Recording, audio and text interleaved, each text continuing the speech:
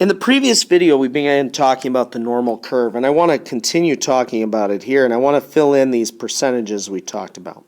Okay.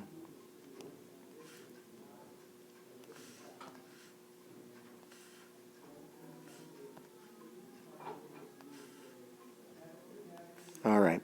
So imagine this is the population mean, and I add a deviation and subtract a deviation.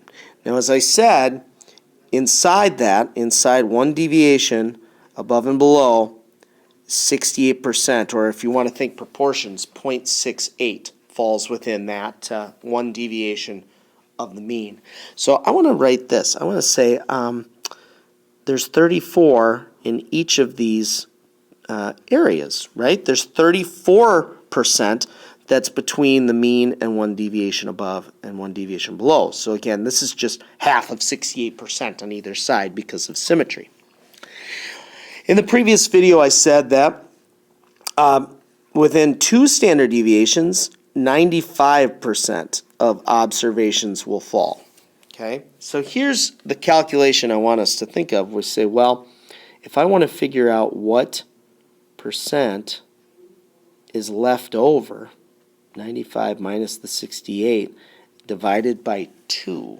So 95 minus 68 is 27%. So there's an additional 27% of the population, but that means there's 13.5% on either side. Okay? Now, on the last one we typically talk about, we've got 99.7%. So again, if I think, well, 99.7 minus 95, what we've done is we've added an additional 4.7% divided by 2 to figure out how much is in each bin. It's 2.35. And finally, think about what's left over.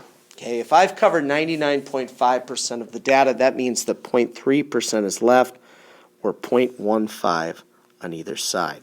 And again, this is by definition the normal curve.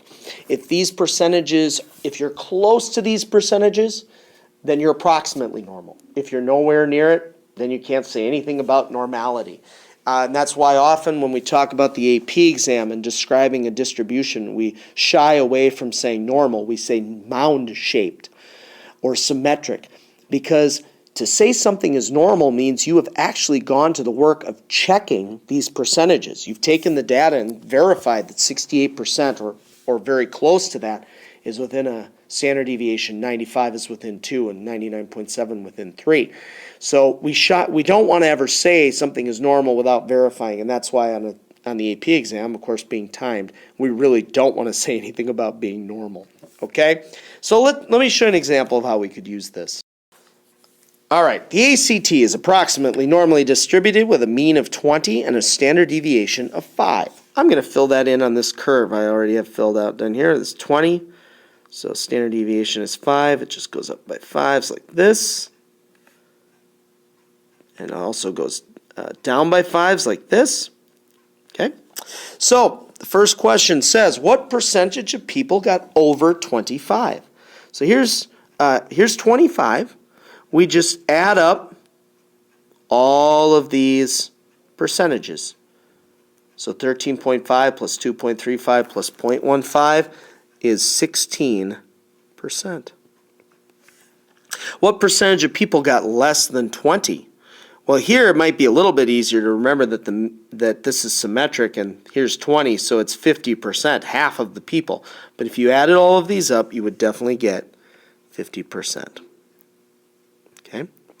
What percent got between 25 and 35? So you come to 25, and we add up the percentages that get me to 35. So 13.5 plus 2.35 is 15.85%.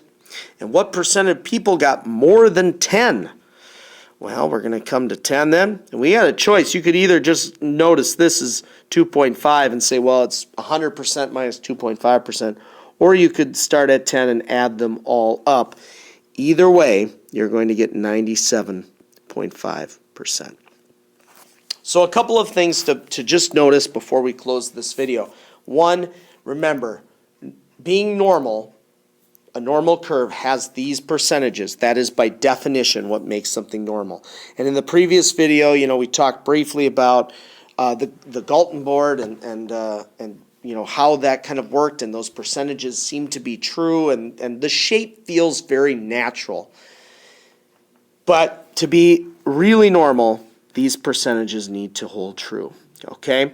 That's number one. Number two, you being a good student, you should look at this and say, well, what if I want to know what percentage of students got above a 28?